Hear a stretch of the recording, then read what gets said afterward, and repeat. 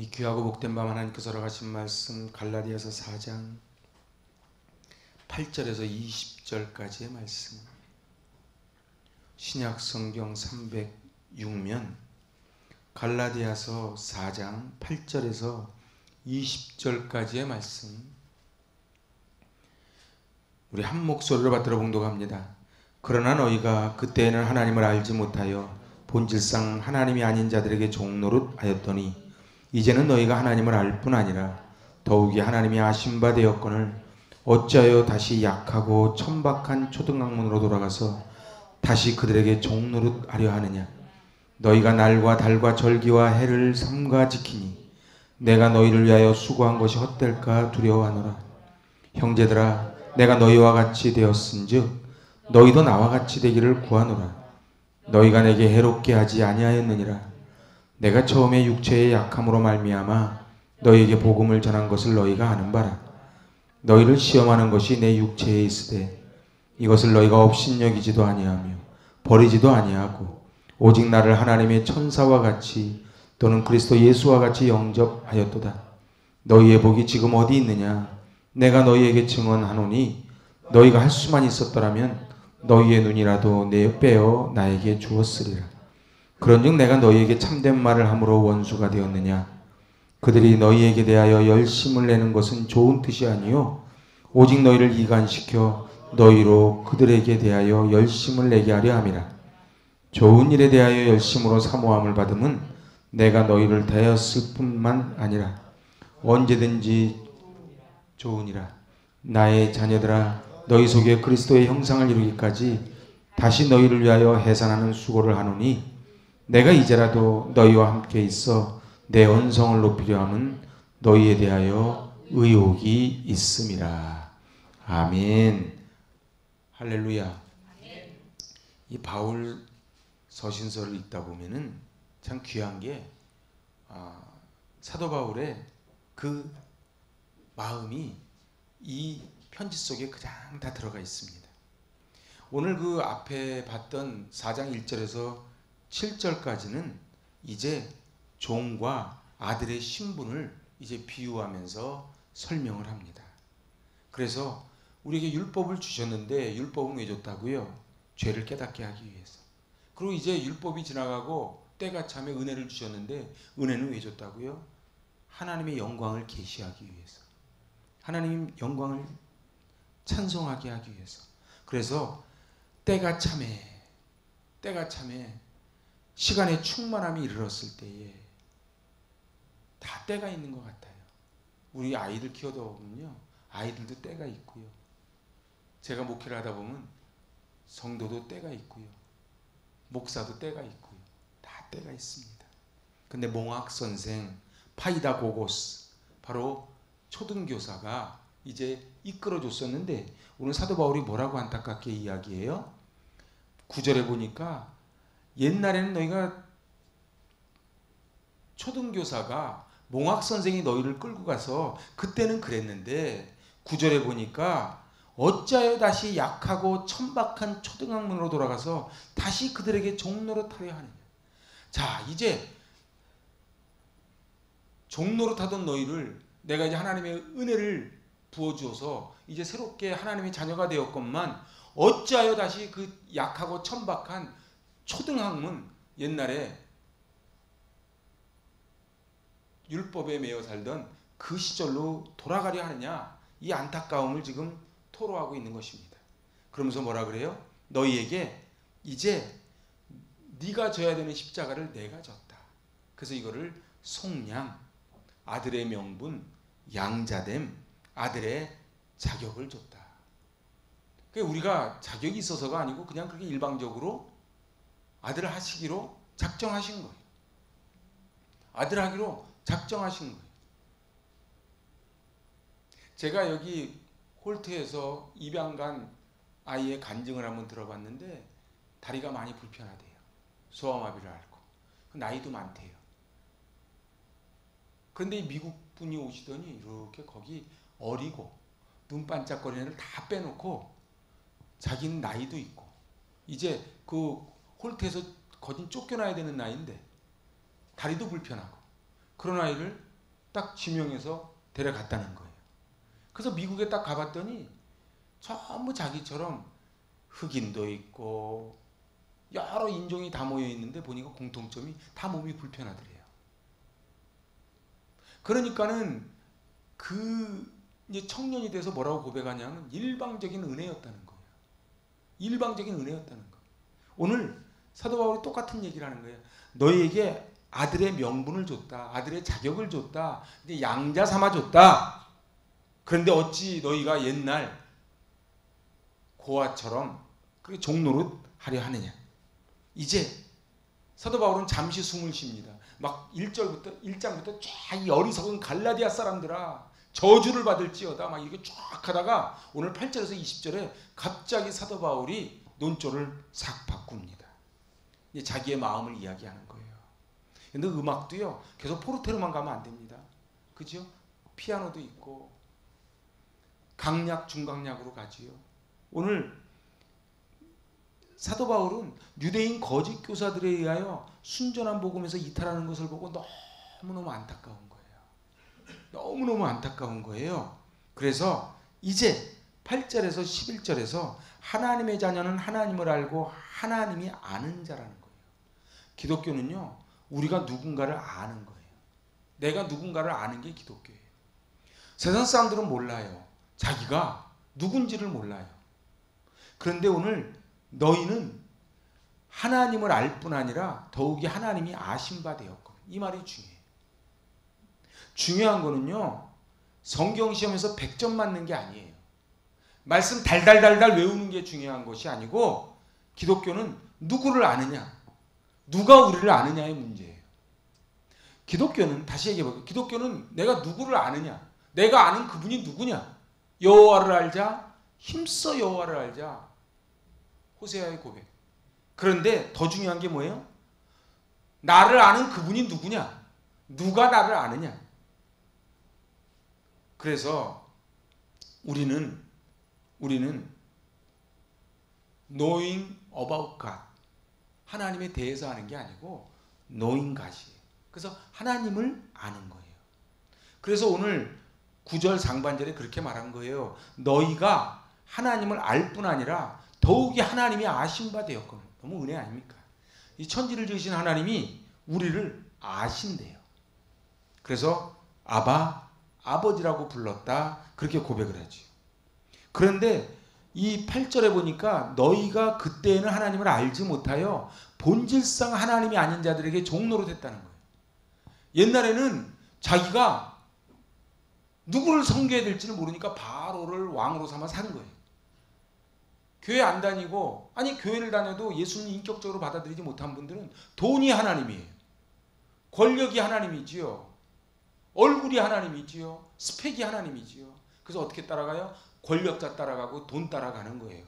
그랬었는데 9절 이제는 여러분 성경 있으면 이제는 동그라미를 딱 쳐줘요. 여러분들 이게 BC와 AD로 갈라지는 거거든요. 옛날에는 그랬었다는 거예요. 근데 이제는 너희가 하나님을 알고 하나님이 너희를 아신 바 되었는데 어찌하여 옛날로 또 돌아가려 하느냐. 그걸 사도 바울은 뭐라고 표현하는 줄 아세요? 개가 토한 거를 다시 먹는다 이렇게 얘기해요. 개가 자기가 토한 거를 또 먹어. 어떻게? 진짜 개 같죠. 근데 옛날 생활로 돌아가는 거를 지금 사도 바울은 이야기를 하는 것입니다. 자, 하나님이 먼저 우리를 아신 겁니까? 우리가 하나님을 먼저 안 겁니까? 하나님이 먼저 우리를 아신 거예요. 이걸 은혜라는 거예요. 아브라함이 하나님을 믿었으니는요. 제가 그때 창세기 15장 설명해 드렸어요. 아브라함이 하나님을 믿었으니 의로 여기신 게 아니에요. 정확히 따지면은 하나님이 일방적으로 아브라함을 믿어주시기로 작정한 거예요. 거기에 반응한 게 아브라함이에요. 그래서 믿음이 뭐라고요? 하나님의 베푸심에 대해서 그냥 반응하는 것뿐이에요. 그래서 제가 얘기하는 거예요. 사랑은 받는 게 사랑이에요. 다른 사람의 호의를요 잘 받아주는 게 사랑입니다. 싸움 딱들은 그러지 않아요. 저게 지금 나한테 뭘 빼먹으려고 나한테 또 일어나 또 이러고 달려드는 거예요. 내가 하나님께서 우리를 아셨기 때문에 비로소 우리가 하나님을 아는 거예요. 이걸 은혜라는 거예요. 이건 뭐예요? 선물이라는 거예요. 근데 왜 쟤 안 주고 나만 줬어요? 그냥 그게 은혜지. 누구 마음이에요? 엿장수 마음이지. 그게 하나님 마음인 거예요. 오직 은혜를 아는 자가 하나님의 자녀인 거예요. 다시 해보세요. 오직 은혜를 아는 자가 하나님의 자녀입니다. 그래서요, 믿음 생활을 교양 생활로 하면 안 돼요. 그럼 그게 옛날 종로릇 하는 거예요. 교양 생활. 그 교회 갔더니 영업이 잘 되겠더라. 그러면은 옛날 종로릇 하는 거예요. 응? 옛날에 여기 우리 탤런트 중에 왔던 분이 있어요. 그랬더니 그 앞에 있는 대형 교회 나가겠대. 왜냐하면 그래야지 거기 장사가 되니까. 그러시라고 했지. 그분은 그 교회를 등록을 왜 해요? 그 장사 때문에 하는 거예요. 여러분들 정치의 계절이 오면요, 큰 교회 같은 데는 보통 두세 군데씩 막 등록하고 그래요. 아내는 이쪽 교회, 남편은 이쪽 교회. 왜 그래요? 내가 이 교회 교인이라는 거지. 그리고 담임 목사님께 와서 얘기하는 거예요. 나 광고 시간에 소개 좀 해달라고. 오늘 중요한 거는 나는 니체의 말처럼 걸레 쪼가리 같은 인생이라는 거예요. 근데 걸레 쪼가리 같은 인생이었는데 하나님이 나를 이유는 모르겠는데 나 같은 놈을 사랑하셔가지고 자녀 삼아 주셨다는 걸 은혜라 그래요. 그래서요, 제가 로마서 13강 때 말씀드렸지만 그래서 판단하면 안 되는 거예요. 왜요? 우리가 걸레 조각인데. 생각해봐. 걸레가 걸레끼리. 너는 어떻게 걸레가 이렇게 때가 많냐 그러면 이쪽에서 볼 때는 웃기잖아. 딱 걸레끼리. 하나님의 일방적인 은혜라는 거예요. 이거를 정확하게 알아야 우리는 낮아집니다. 우리는 절대 낮아지지 않아요. 겉으로는 낮아지는 척하지만 속에는 뭐라 그래요? 그래도. 그죠? 우리가 제일 힘들 때가 언제예요? 다른 사람이 내 자존심 건드렸을 때예요. 자존심이 건드려졌다는 얘기가 아직도 내가 살았다는 얘기죠. 중요한 거는요, 순종이 은혜를 가져오지 않고 은혜가 순종을 가져와요. 이 순서가 잘 봐야 돼요. 저를 따라하세요. 순종이 은혜를 가져오지 않고 은혜가 순종을 가져옵니다. 순종이 은혜를 가져오는 건 종의 태도예요. 근데요, 은혜가 순종을 가져오는 건 아들이에요. 잘 보세요. 나는요, 야간 수당도 안 주고 막 뿌려 먹어요. 근데 아들은요 그 은혜, 나를 자녀 삼아 주신 은혜가 있어. 나 좀 있으면 이게 다 내 거가 돼. 그 은혜가 있으니까 순종을 하는 거예요. 근데 신앙생활을요, 종처럼 하느냐 이렇게 지금 이야기하는 거예요. 너희에게 은혜를 줘서 지금 아들을 삼아줬는데 어찌 얘를 자꾸 종노릇하려 하느냐, 안타까움에서 이야기를 해요. 은혜와 사랑을 얻기 위해 순종하고 있다면 그건 종이지 아들이 아닙니다. 내가 여기서 인정 좀 받으려면 열심히 해야 돼. 그럼 그건 종이지 아들이 아닌 거예요. 내가 열심히 해야지 난 이 직분도 받지. 그럼 종이지 아들이 아닌 거예요. 한국교회의 문제는 왜 임직 투표 끝나고 나면 몇 명씩 시끄러워지냐? 자기가 종이라고 하는 증거를 내세우는 거예요. 나보다 늦게 온 사람이 어떻게 되고 나는 안 됐어. 내가 이만큼 했는데. 그러면 종이지. 월급쟁이 아니에요. 월급쟁이. 나 이렇게 했는데 왜 월급 쟤보다 연봉 적게 줘요? 그러는 거 아니에요. 여러분들, 중요한 거는요, 은혜를 받으니까 그 은혜에 감동해서 하는 게 순종이에요. 그래서 공로주의는 안 맞는 거예요. 우리가 순종의 삶을 은혜를 얻기 위한 것이 아니고요, 은혜를 얻었기 때문에 순종을 하는 거예요. 이 순서가 정확해야 됩니다. 제가 이거 너무 중요해서 다시 얘기할게요. 우리가 왜 순종해요? 하나님 목사님이 맨날 순종하래. 순종해야지. 그래야지 목사님 나 이쁘게 볼 거 아니야? 그래야지 하나님 복 주신다며. 이거는 종이에요. 이건 종이에요. 이거는요, 어느 정도는 있지만 그 넘어가지 못해요. 누가 그랬죠? 열심히 하는 사람을 이기는 사람이 즐기는 사람이래요. 그런데 나 같은 죄인을 자녀 삼아 주신 그 은혜가 있기 때문에 저절로 순종하는 거예요. 겉으로 볼 땐 똑같아 보이죠? 똑같잖아요. 왜 신앙생활이 재미가 없어요? 왜 신바람 나지 않아요? 자꾸 종으로 신앙생활 하니까 그래요. 그러니까 자기를 리트머스 시험지로 대보면 알아요. 내가 교회 오는 게 신바람 나는가? 나는 막 교회 생각하면 막 가슴이 흥분되는가? 그럼 아들이야. 근데 야, 우리 너무 무리하는 거 아니야? 무슨 금요예배까지 또 가? 이러면 종이야. 응? 여러분들 제가 늘 얘기하잖아요. 영업 끝날 때쯤 들어갔는데 어서 오세요 그럼 주인이에요. 이제 끝나고 앞치마 거들래니까 또 왔어. 그러면 그거는 종업원이에요. 여러분은 어떤 인생을 살기 원하십니까? 아빠 아버지 할래입니까? 사장님 할래입니까? 두 번째는 하나님의 자녀는요, 말씀을 즐거워하는 자예요. 오늘 12절에서요 이렇게 이야기해요. 12절 같이, 형제들아 내가 너희와 같이 되었은즉 너희도 나와 같이 되기를 구하노라. 너희가 내게 해롭게 하지 아니하였느니라. 갑자기 사도 바울이 논조를 확 바꿉니다. 사도 바울은 갈라디아 사람들의 눈치를 지금 보는 게 아니고 옛날 좋은 시절을 한번 회상해 보는 거예요. 지금 사도 바울이 뭐라고 고백을 해요? 내가 너희와 같이 되었은즉 너희도 나와 같이 되기를 구하노라. 잘 보세요. 내가 너희와 갈라디아 교인들과 같이 되었으니 너희 갈라디아 교인들도 나처럼 되기를 원한다. 목회자와 성도가 이런 관계면은 천국이겠죠. 아멘도 조그맣게 한데. 자, 그래서 근데 뭐라 그래요? 너희가 나를 해롭게 하지 않았노라. 이건 뭐 가로 열고 무슨 소리인 줄 아세요? 그랬는데 어찌하여 지금 이러느냐 이 소리 하는 거예요. 여러분들 너희의 복이 지금 어디 있느냐? 그래서 15절에 뭐라 해요? 너희의 복이 지금 어디 있느냐?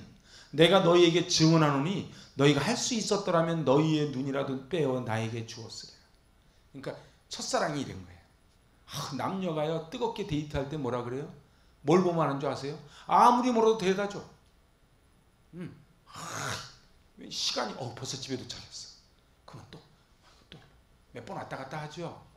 근데 결혼하면요 한 집에 살면서도 멀어. 아니 꼭 그렇다는 게 아니고.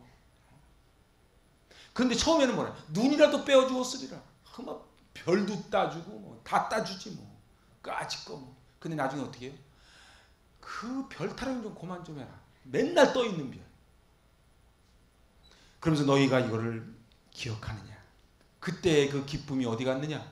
그때 연애할 때 뜨거운 그 마음이 어디 갔느냐?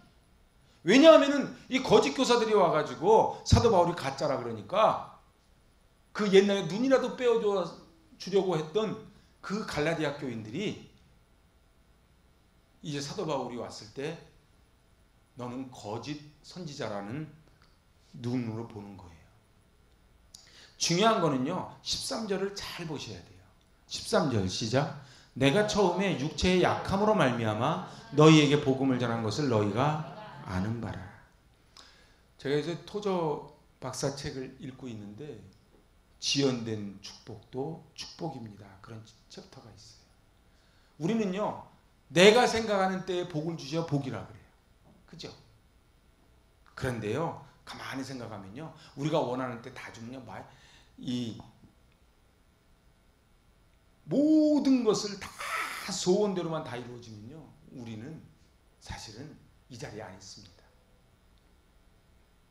중요한 거는요 하나님께서 질병을 줘서 사도 바울의 계획을 다른 방향으로 돌려서 만난 것이 갈라디아예요. 제가 그 얘기를 하는 거예요 지금. 그러니까 13절에 육체의 약함, 이 육체의 약함이 뭔지 몰라요. 안지를 얘기하는지 간지를 얘기하는지. 근데 하여튼 육체의 약함으로 말미암아 그것 때문에 너희에게 복음을 전한 것을 너희가 아는 바라. 이게 무슨 소리예요? 너희와 내가 만난 거는 인간적으로 만난 게 아니라 하나님이 맺어주신 관계야. 이 얘기를 하는 거예요 지금 13절에. 여러분들 어떠세요? 내가 막 분당에 아무리 해도 이게 당첨이 안 돼서 할 수 없이 일산에 넣었더니 됐네. 돼서 여기 흘러흘러 여기까지 오다 보니까 교회가 하나 있네. 그래서 온 게 아니라는 거예요. 응? 와, 내가 그때 분당 됐으면 어떡할 뻔했을꼬. 그게 있는 거. 야, 우리 교회가 15단지로 이사 안 왔으면 어떻게 할 뻔했을꼬. 그게 만남을 아는 사람들. 근데 맨 투덜대는 인생들 있죠. 교회가 많네. 지하에 오니까 뭐 내가 볼 때는요 베드로 성당에 가도 투덜대게 돼 있어요. 중요한 거는 하나님의 목적을 이루시기 위하여 사람의 약점도 이용하신다는 거예요. 그래서요, 약한 것이 강하니 미련한 자를 들어 강하게 지혜롭게 해주시는 거예요. 우리 인생을 보세요. 저도요, 맨 처음에 서원을 해가지고 바로 신학을 했으면 저하고 여러분은 못 만나요. 만날 확률이 없죠. 그러니까 은혜예요. 제가 여기 일산에 올 확률은요 0.0000001도 안 됩니다. 진짜예요. 근데 어느 하나님이 배추밭에 배추 뽑듯이 쭉 뽑아가지고 일산에 팍 심어주셨어요. 우리 만남은 우연이 아니야. 우연이 아니에요. 노사연이가 노래 기가 막히게 부릅니다. 여러분들 만남이 소중합니다. 우리 만남이 우연이 아닌 거예요. 그럼 왜 만나게? 우리에게 사치기 하라고? 아니, 하나님의 나라를 이루라고. 하나님의 나라를 이루라고 만나게 해주신 거예요. 근데요, 만난 주목적을 잃어버린 사람들이 뭐예요? 서로 유오디아 순두개처럼 머리 싸움하고 싸우고 다투는 거예요. 왜요? 저 사람이 없어져야 내가 높아질 것 같거든. 그러지 않아. 그건 사단이 속이는 거야. 오늘 그래서 14절에 뭐라 그래요? 너희를 시험하는 것이 내 육체에 있으되 이것을 너희가 업신여기지도 않고 버리지도 않고 오직 나를 하나님의 천사와 같이 또는 그리스도 예수와 같이 영접하였도다.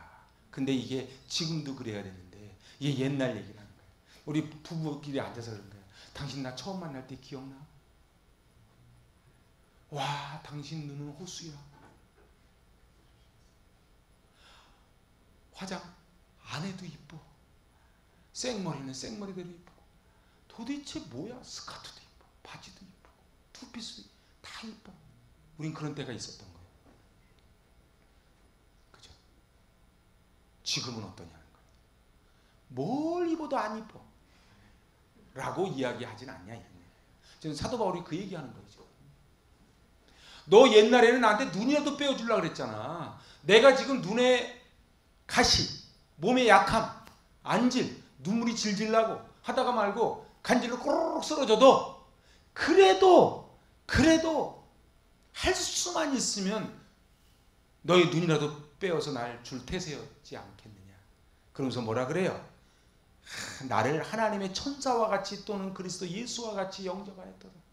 어떻게? 이 갈라디아 교인들과 사도 바울의 관계가 어떻게 그려지십니까? 사도 바울은요 원래 갈라디아 올 계획이 없었어요. 근데 갑자기 몸에 질병이 왔어요. 그래서 갈라디아로 갔어요. 갔는데 딱 만났어요. 그래가지고 그냥 복음을 전하니까 이 사람들이 쫙쫙 빨아들이네. 그래가지고 은혜 충만, 성령 충만, 기쁨 충만 해가지고 그냥 막 아이고 안지리면 어때요? 여러분들이 있잖아요. 이 곰보가 사랑의 눈으로 보면요 곰보로 안 보이는 거예요. 그럼요. 눈 짝재기는요 매력 포인트가 되는 거예요. 근데 제가 깨닫는 게 있어요. 사람은 이러기 때문에 이렇다고 말하지 않아요. 근데 사람들이 보통 뭐라 그러냐면 이것 때문에 이렇다는데 그러지 않아요. 이렇게 하기로 마음 먹었기 때문에 그렇다고 말을 하는 거예요. 그렇지 않은가요? 당신 얼굴이 그랬기 때문에 내가 보기 싫어가 아니에요. 보기 싫으니까 얼굴이 미워 보이는 거지.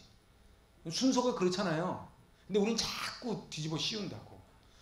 아내는 그 자리에 있는 거예요. 목사도 그 자리에 있는 거예요. 그래서 어느 때는요 막 목사님 너무 좋대. 어느 때는 목사님 미워 이러는 거예요. 제가 왔다 갔다 하는 게 아니에요. 갈라디아 교인들은 사도 바울을 정말 사랑했어요. 눈이라도 빼어줬다. 생명, 이게 눈은 유대인들에게 눈은 이 생명, 그죠? 그 눈에는 이게 생명을 얘기합니다. 생명이라도 주려고 그랬다는 거예요. 그런데 중요한 게 있어요. 도대체 왜 갈라디아 교인들은 이렇게 사도 바울을 사랑했는가 말이에요. 왜 사랑했는가 말이에요. 그것은 바로 말씀이었다는 거예요. 여러분들 이게 중요한 포인트입니다. 중요한 거는요. 교회 안에서요.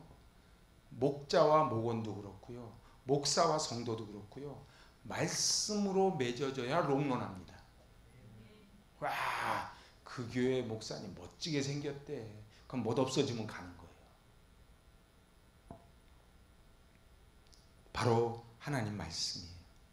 그래서 우리는요, 하나님 말씀에 의하여, 말씀을 통하여 엮어진 관계예요. 우리가 왜 만났어요? 우리는 말씀을 통해서 우리가 이 땅에 보냄받은 목적을 실행하면서 그걸 구속사적 사명이라고 그래요. 그래서 하나님 나라를 확장시키기 위해서 우리가 만난 거예요. 교회의 존재 이유는요, 친교에 있지 않아요. 교회의 존재 이유는 복음 전파예요. 근데 복음 전파를 하려니 그냥은 복음 전파가 안 돼요. 내가 먼저 은혜를 받아야 돼요. 뭘로 은혜를 받아요? 말씀으로 받지요. 그래서 목사가 하나님의 말씀에 충실하다면 목사의 메시지를 받는 것은 곧 그리스도를 받아들이는 거예요. 그래서요, 제가 꼭 부탁을 하는 거예요. 목회자와의 관계가 좋아야 돼요. 왜냐하면요, 학교 다닐 때요, 수학 선생님이 미우면 수학도 싫은 거예요.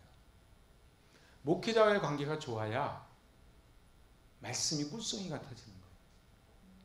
그래서 제 얼굴을 보지 마시고 그냥 말씀을 보셨으면 좋겠어요.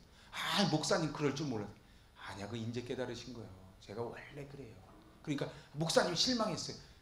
기대할 것도 실망할 것도 없어요. 그냥 제 입에서 나오는 말씀만 보면 돼요. 아, 목사님은 그대로 사십니까? 그거 묻지 마세요.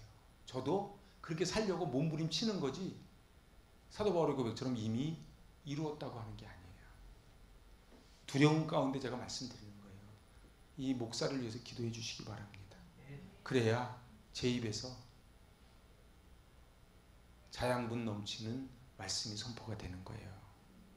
그래서 이제 마지막 17절에서 20절로 가면은 하나님의 자녀는 그리스도의 형상으로 변화가 되는 사람입니다. 그리스도의 형상으로 변화되면 어떻게 돼요? 그리스도의 성품이 드러나는 거예요. 그러기 위해서 오늘 19절에서 나의 자녀들아, 이 자녀들이라고 얘기해요. 나의 자녀들아, 너희 속에 그리스도의 형상을 이루기까지 다시 너희를 위하여 해산하는 수고를 하노니. 다시. 그러니까 사도 바울의 위대함은 이거예요. 자, 보세요. 여기서요, 제가 개척을 했어요. 은혜 충만, 목사님 같은 분 없어요. 그리고 막 했는데 내가 잠깐 저쪽 갔다 왔더니 나를 싹군이래. 그러면은 얘라인 옛날에 나 눈이라도 빼주겠다며 그 사람 가짜였어? 이렇지 않고 뭐라 그래요? 다시 너희를 위하여 해산하는 수고를 하겠다. 너희 속에 하나님의 형상이 세워질 때까지 나는 해산하는 수고를 마다하지 않겠다는 거예요. 근데 이 사도 바울에게 이 마음을 주신 게 누구예요? 성령님이세요. 저는요, 목회하면서 이걸 정말 많이 깨닫습니다. 제가 감히 저는 고백을 하는 거예요.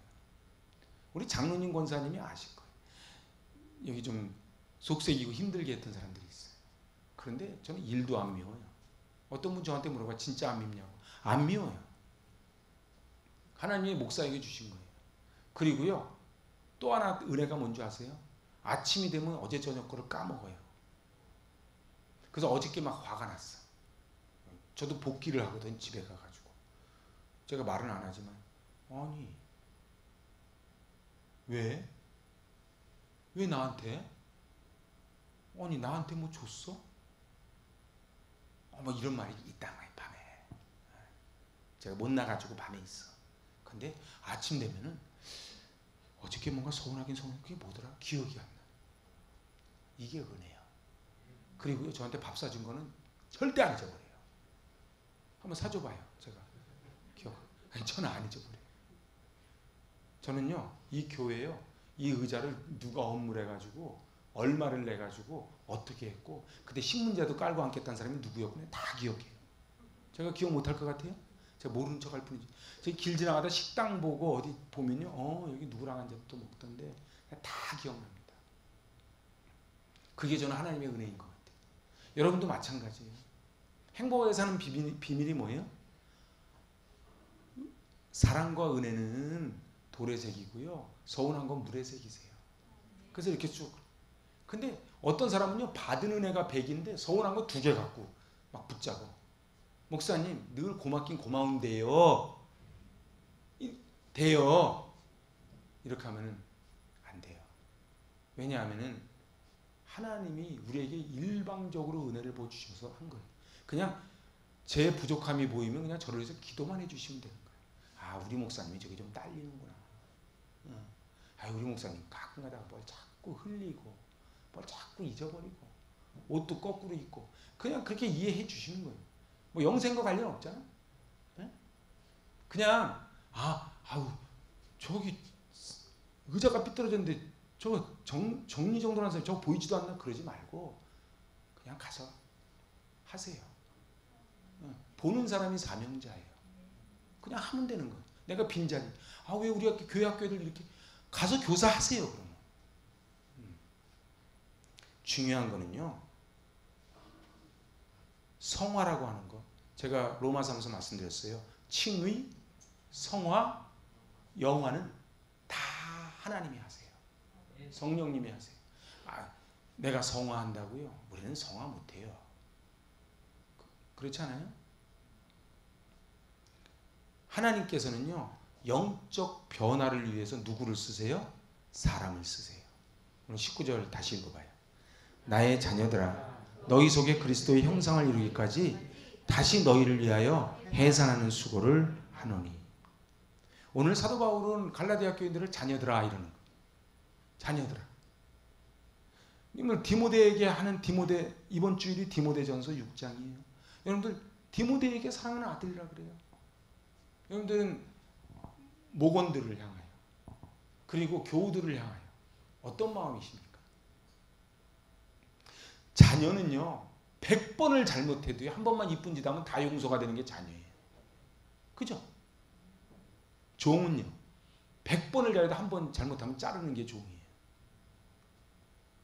하나님께서는요, 교회를 세우시고 목사를 세우시고 장로님을 세우시고 권사님을 세우신 것은 경영자나 관리자로 세운 게 아니에요. 영적 성숙을 위해 세우신 거예요. 여러분들 에베소서 4장 11절 가보실래요? 그거 딱깍 껴놓고.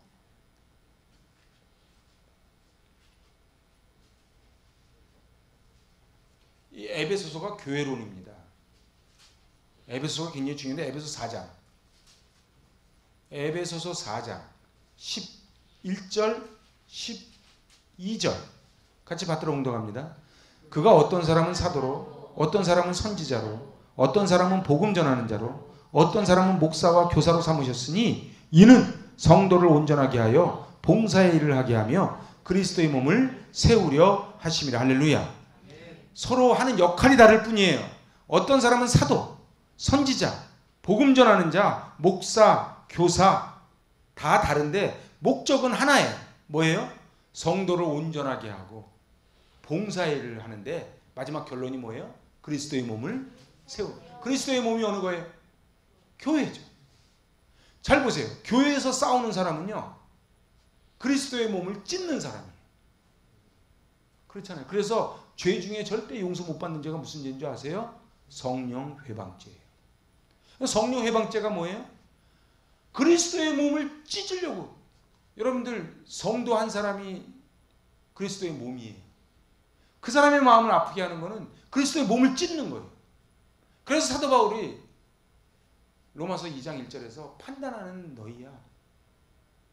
유대인들이 이방인 보고 판단하니까 판단하지 마라. 이렇게 하는 게 2장 1절 아닙니까? 이방인들의 21가지 죄를 그 1장 24절로 32절까지 21가지 죄를 가지고 막 이렇게 하니까 갑자기 사도 바울이 2장 1절에 너도 똑같아 이놈아 이렇게. 그래서 3장으로 넘어가면 어떻게 해요? 유대인이나 헬라인이나 다 죄인이라는 거예요. 신앙의 성숙함이 일어나지 않고 전통이 생기고 조직이 비대해지는 것은 옳지 않아요. 아무리 큰 조직일지라도 오직, 그래서 교회는 민주주의가 아니에요. 저 옛날에 저한테 따지는 분이 있었어요. 왜 교회가 민주주의가 아니냐. 교회는 민주주의가 아니에요. 주님이 가라 하시면 가고 서라 하시면 서는 곳이에요. 그래서 계시 일꾼이 있고 지명 일꾼이 있다고 제가 성막할 때 말씀드렸어요. 그래서 모세가 시내산 올라가서 받는 계시 일꾼이, 그리고 계시 일꾼이 받고 내려와서 지명 일꾼을 하는 거예요. 근데 교회 문제는 뭐냐면 지명 일꾼이 다 계시 일꾼이 되려는 거예요. 그래서 맨날 어제 저녁에 꿈 꿨다 그러고 막 이러는 거예요. 그러면 또 옆에 분이 그랬어요. 여러분들, 갈라디아 교회가 얼마큼 성장했냐가 중요한 게 아니고 속 사람이 자라나느냐가 중요하다는 거예요. 우리의 목적은 하나예요. 서로 교사로, 선지자로 다 각자 부름 받았는데 목적은 하나예요. 뭐예요? 성도를 온전하게 하고 교회를 세우기 위한 거예요. 그래서 사도의 여러분의 유일한 관심은 나의 지체들의 속사람이 자라나는가를 보는 거예요. 여러분들, 목사는요, 속사람이 자라나는 걸 볼 때 춤출 것처럼 기쁩니다. 목사가 제일 가슴 아플 때가 언제인 줄 아세요? 이번에도 오늘도 새벽에 목사님들 모였는데 한 목사님이 그 고백을 하더라고요. 진짜로. 요새 책을 보고 있는데 거기 한 사람이라는 책을 보고 있는데 거기서 그렇게 고백합니다. 내가 10년 넘게 그렇게 했는데 어느 날 돌변해가지고 딱 하는 모습 보면서 그 한 사람에게 내가 생명을 걸었더라면, 그 한 사람에게 내가 생명을 걸었더라면, 그러면서 미국에 있는 시카고 장로 교회를 소개하시더라. 거기에 큰 교회가 있는데 그 목사님이 그러셨대. 한 사람. 그 한 사람을 하다 보니까 나중에 한 사람이 두 사람 되고 두 사람이 네 사람 된 것뿐이지 이게 목적이 아닌 거예요. 근데 성장하기 잘못 들어와가지고 싸구려 복음이 되는 거예요. 여러분들, 한 사람이 중요합니다. 한 사람을 갖다가요 목숨 걸고 사랑하시기 바랍니다. 속사람이 자라나야 돼요.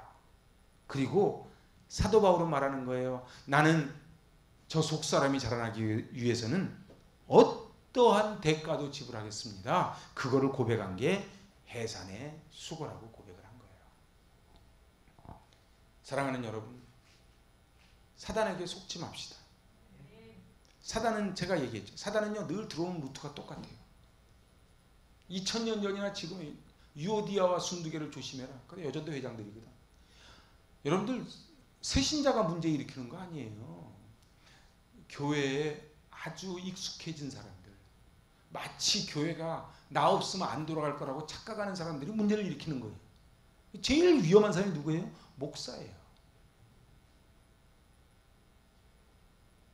여러분들, 오늘 사도 바울과 갈라디아 교인들은 영적인 축복을 받은 관계예요. 제가 여쭤볼까? 갈라디아 교인들이 행복했겠어요? 사도 바울이 행복했겠어요? 둘 다 행복했지. 야, 눈이라도 빼어주려고 하는 갈라디아 교인들이 있는 사도 바울. 사도 바울은 내가 어떤 대가를 지불하더라도 너희를 하나님의 형상을 자라게 하겠다고 했던 사도 바울. 누가 더 행복한 거예요? 응? 누가 더 축복을 많이 받은 거예요? 둘 다.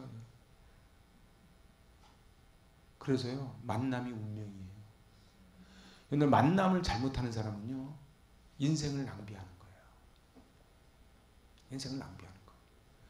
그래서 만남이 소중해요. 근데 사단은요, 이 군대같이 많은 그 인원 속에서 그냥 n분의 1로만 가게 만들어 자꾸.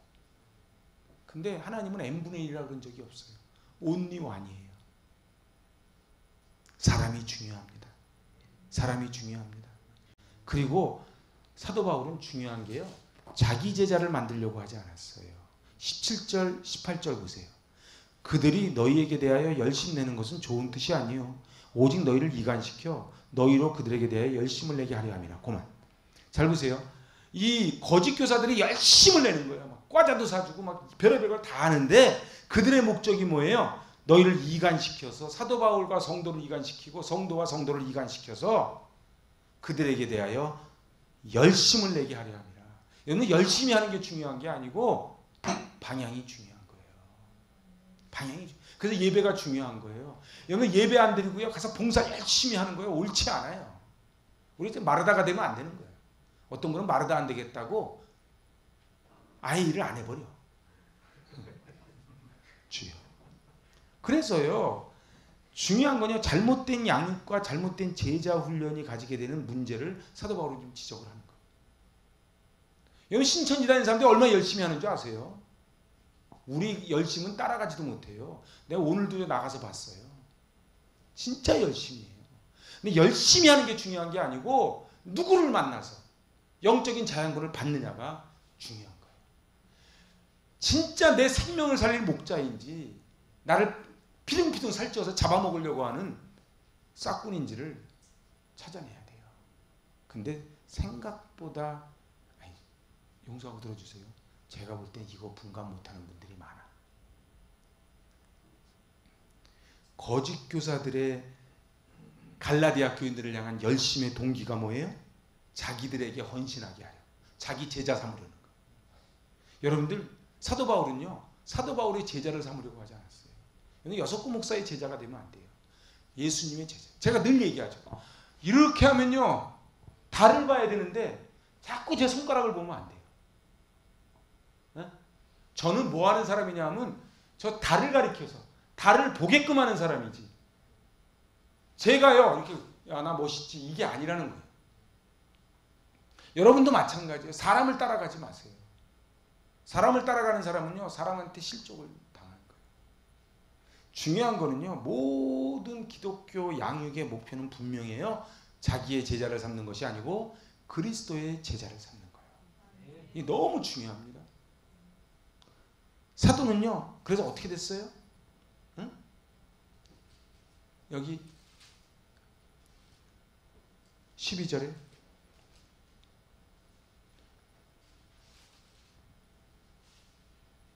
형제들아, 내가 너희와 같이 되었은즉 너희도 나와 같이 되기를 구하노라. 너희가 내게 해롭게 하지 아니하였느니라. 제가요 다시 위로 올라간 이유가 있어요. 대가 없이 일어나는 일은 없어요. 여러분들 보세요. 어떤 역사가 일어나는데 대가 없이 일어납니까? 아내가 밥을 하나 해놓은 게 대가 없이 그냥 밥이 뚝딱 나옵니까? 세상 절대로 공짜 없습니다. 죄송한 얘기지만요, 저도요 말씀 준비 그냥 하는 거 아니에요. 제 머릿속은 일주일 내내 로마서로 꽉 차 있어요. 저도 약간 몰두형이 돼서. 여러분들, 중요한 거는요, 거저 나오지 않아요. 그렇지만 더 중요한 게 뭔지 아세요? 아무리 정성스럽게 요리를 해도 그걸 정성스럽게 받아 드셔야 은혜가 있는 거예요. 그래서 갈라디아 교인들이 바울과 같이 되기를, 이 12절 대단하지 않습니까? 내가 너희와 같이 되었은즉 너희도 나와 같이 되기를 구하노라. 저는 이 구절이 너무 은혜가 돼요. 그러지 않습니까? 다시 읽어봐요. 12절. 형제들아, 내가 너희와 같이 되었은즉 너희도 나와 같이 되기를 구하노라. 잘못된 교회가 어떤 교회인 줄 아세요? 목사가요 관심이요 자기 사람 만드는 거예요. 목자가요 자기 사람 만드는 거예요. 언제든지 목장을 바꿔도 아무 문제가 없어야 돼요. 목사님, 우리 헤어지면 안 돼요. 그래서요, 사도 바울이 갈라디아 교인들처럼 된 것처럼 목사도 성도처럼 돼야 돼요. 성도도 목사처럼 돼야 돼요. 그래서 제가 로마서 온유함 하면서 제가 이번 주에 주일 설교할 때 또 얘기하겠지만, 온유함이 뭐라고요? 여러분들, 온유함을 제가 다른 걸로는 많이 설명했어요. 온유함은요, 그 사람 마음이 돼서 내가 그 사람 짐을 대신 져주는 거예요. 그게 온유예요. 제가 지난주 로마서 할 때 말씀드린 거예요. 여러분들, 중요한 거는요, 내가 너희와 같이 되기를 원하는 거예요. 서로 닮아가는 거예요. 그래서요, 교회 다니다 보면은 목회자와 성도가 서로 닮아가는 거예요. 성도와 성도가 서로 닮아가는 거예요. 닮은 사람들이 만나는 게 아니고 같은 생각을 하면 닮아가는 거예요. 부부도 닮아가요. 원래 닮은 사람들이 만나는 게 아니잖아요. 그래서 사도 바울은 이제 마지막으로 한번 찾아보세요. 고린도전서 9장.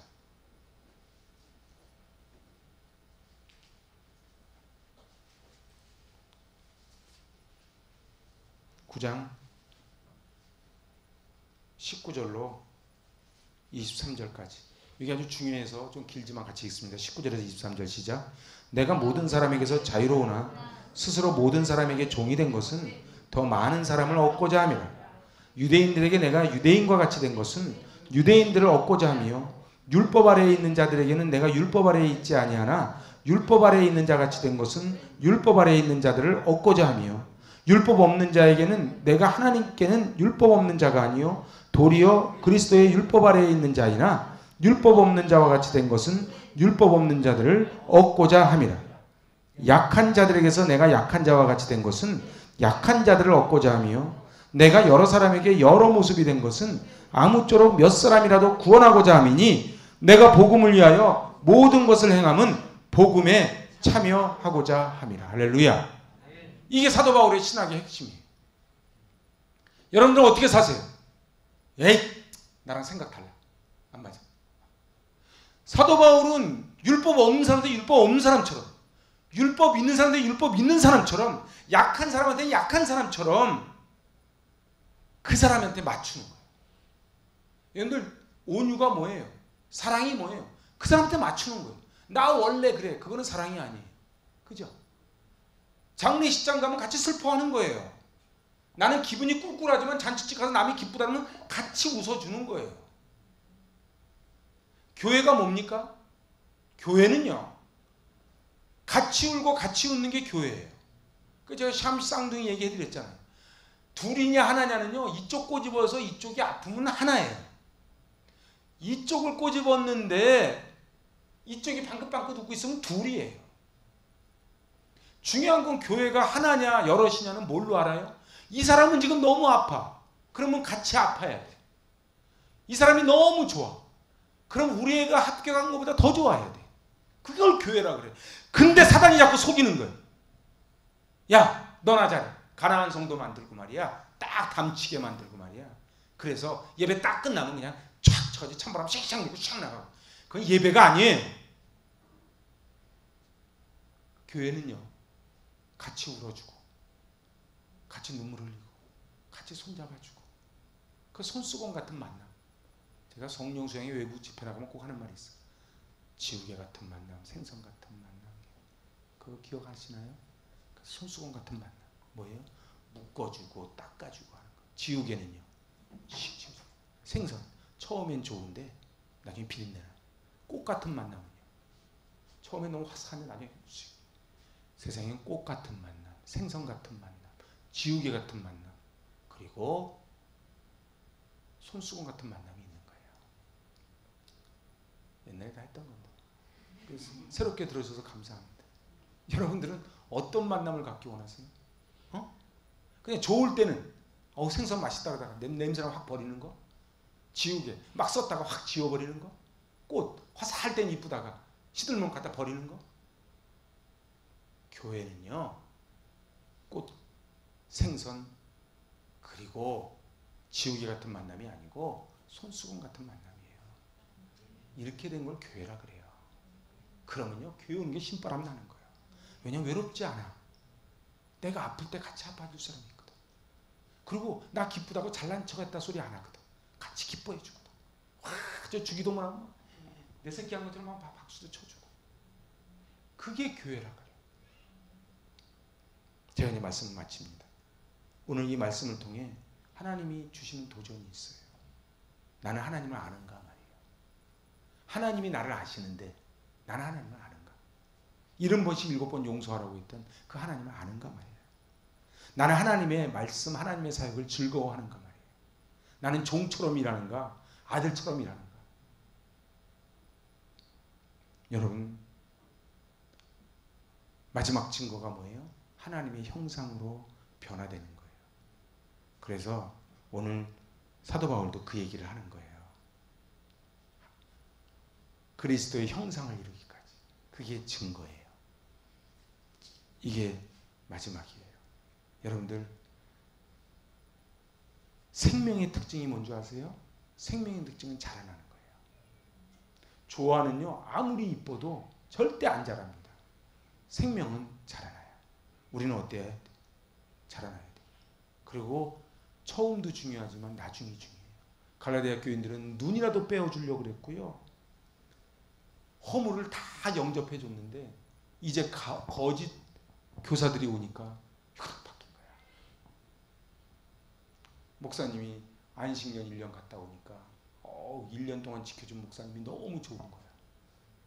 내가 그동안 헛방을 듣고 사는 것 같아. 그 목사님 최고예요. 사랑하는 여러분, 칼빈이요 했던 유명한 말을 하고 제가 말씀 마칠게요. 칼빈이 이렇게 말해요. 목사가 성도들을 사랑하고 성도들이 하나님 말씀 때문에 그들의 목사를 사랑할 때 그 교회는 복이 있다. 이게 칼빈이 한 얘기. 다시 얘기해 볼까요? 목사가 성도를 자녀들처럼 사랑하고 성도들이 목사를 사랑하는데 뭐 때문에? 하나님 말씀 때문에 사랑하면 그 교회는 복이 있다. 그러면서 이렇게 이야기해요. 목사는 존경만 받는 것으로는 충분하지 않다. 존경과 사랑 둘이 필요하다. 그렇지 않으면 그들의 가르침은 달콤한 맛을 가지지 못할 것이기 때문이다. 여러분들 오늘 이 갈라디아서 이 말씀을 통해 사도 바울과 갈라디아 교인들의 이 마음이 좀 전해지십니까? 오늘 저는 이 말씀을 준비하면서 그런 기도를 하는 거예요. 우리 교회가 저는 그런 교회인 줄 믿고 또 그렇게 돼야만 되고 어떤 거짓 교사들이 와서 해도 흔들리지 않는 뿌리 깊은 나무는 바람에 안 밀수. 그래서 주님이 기뻐하시는 그런 공동체에 세워갈 수 있길 바랍니다. 기도합니다. 하나님 아버지, 하나님이 우리에게 주신 은혜가 있는데 우리는 거짓 교사들에 의하여 흔들립니다. 처음 하나님 만났을 때 눈이라도 빼어줄 것 같은 기쁨이 있었는데 어느덧 우리에게는 그 기쁨은 사라지고 의무만 남습니다.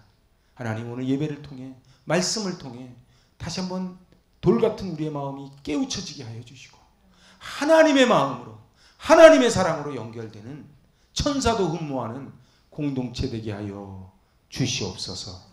예수님의 이름으로 감사하며 기도하옵나이다. 아멘.